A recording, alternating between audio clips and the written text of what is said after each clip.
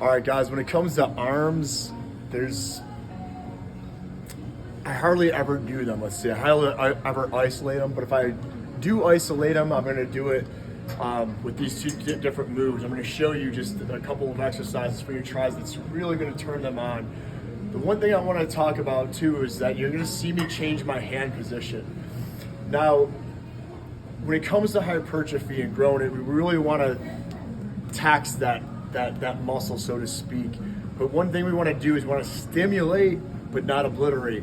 So by just changing my hand positions, I'm changing the stress on that muscle. And so it's gonna stimulate, it's gonna grow, but it's without the injury and things like that.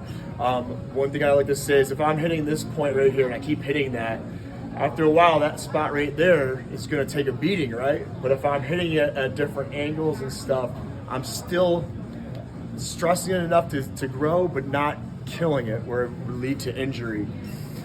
When it comes to biceps, supination, which means that's supination, that's pronation, right? If I turn my hand down, if I turn it up, stimulates the bicep. When it comes to triceps, right, pronation stimulates it.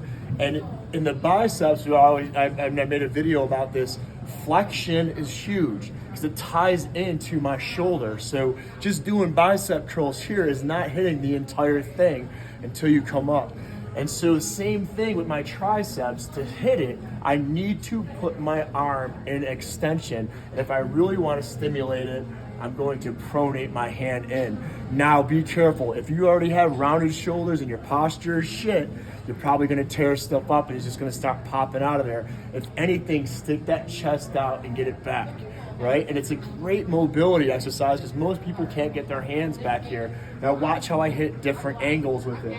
So I got one top up, one down. Notice how I kind of had this angle at it. And your height is gonna mimic what you want. I want maybe like a 45 degree. Now when I come down through, I got start with my palm up, right? And now I'm switching my hand. Now that my palm is up, palm down. And then I'm gonna keep just changing that position. And I can tie in my legs and my hips with it. And yeah, you want to. Don't just stand there like a robot.